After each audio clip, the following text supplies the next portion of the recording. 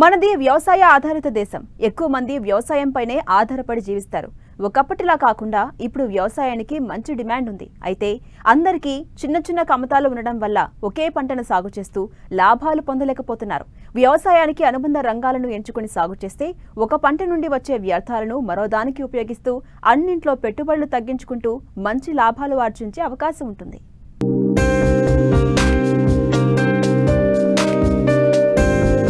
వ్యవసాయం అంటే వరి ఒక్కటే కాదు, మూస పద్ధతి అంతకన్నా కాదు, తీరొక్క పంటల మేళవింపు. ఇది అనుభవజ్ఞులైన రైతులు చెప్పే మాట. అందివచ్చిన అవకాశాన్ని సద్వినియోగం చేసుకుని సాగు చేస్తే అన్నదాతకు కష్టాల ఊసే ఉండదు.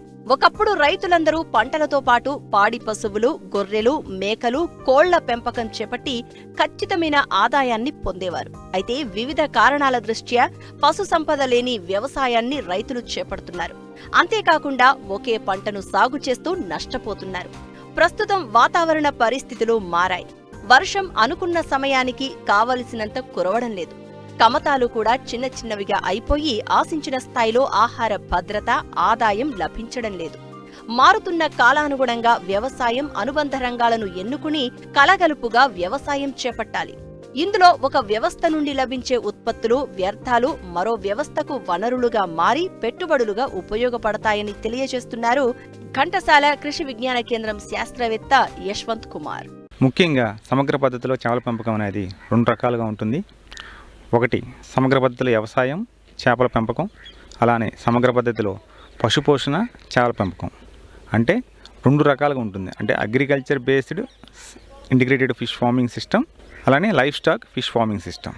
ఈ రెండిట్లో ఏంటంటే ఏ విధంగా పనిచేస్తుందంటే, ఈ సమగ్ర పద్ధతిలో సిస్టమ్ ఎలా వర్క్ చేస్తుందంటే, ఒక సిస్టమ్కి సంబంధించిన ఇన్పుట్ ఏదైతే ఉందో ఇంకొక వేరే ఇన్పుట్ సిస్టంలో అవుట్పుట్గా వర్క్ చేస్తుంది.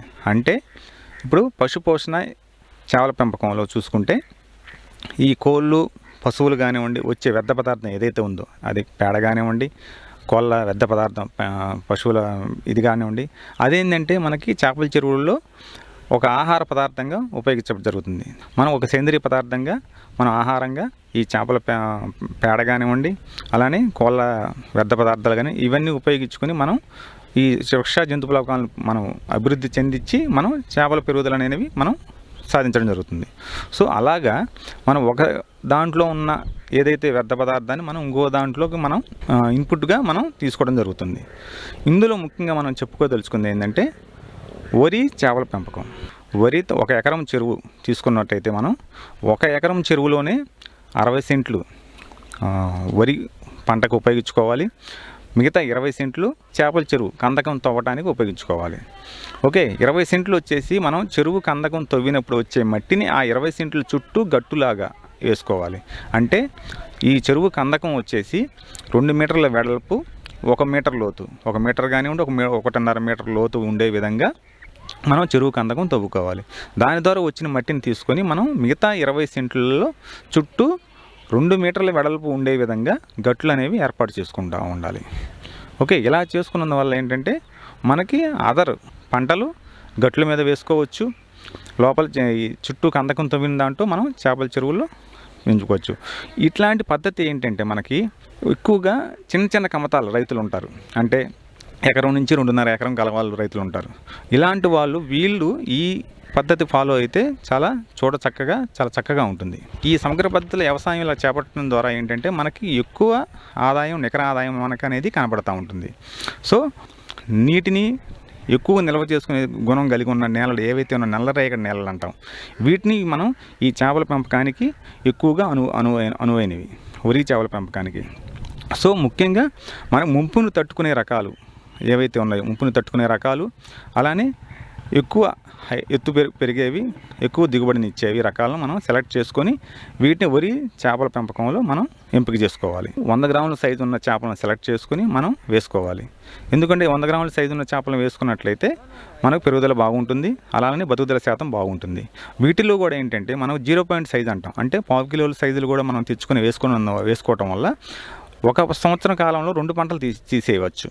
అందువల్ల ఏంటంటే మనం ఎక్కువ సైజు ఉన్న చేపలు పెంచుకుంటే మనం తక్కువ సమయంలోనే, తక్కువ పంట కాలంలో మనం ఎక్కువ దిగుబడి సాధించవచ్చు. దీంట్లో కట్ల, బొచ్చ, లేదంటే మోసు కానివ్వండి, ఇన్ని రకాలు ఉంటాయి.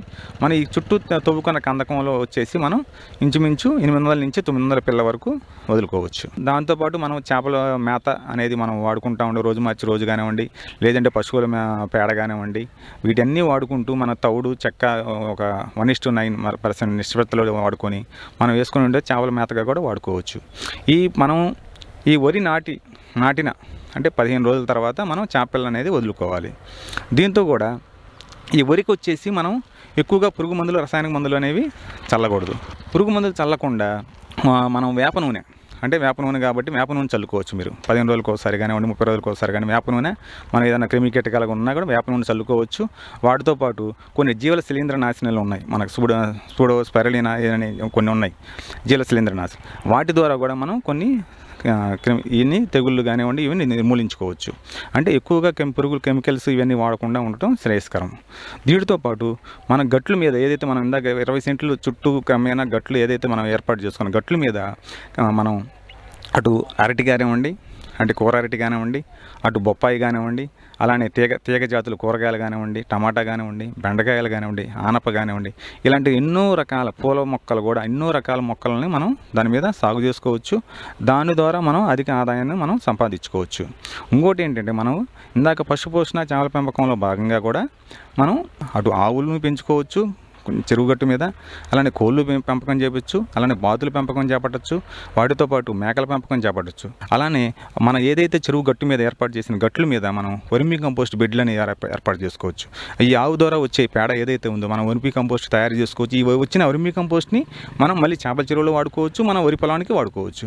కావున ప్రతి రైతు ఇలాంటి సమగ్ర పద్ధతుల వ్యవసాయ పద్ధతులను అవలంబించడం ద్వారా ఆర్థిక అభివృద్ధి సాధించిన వారు అవుతారు.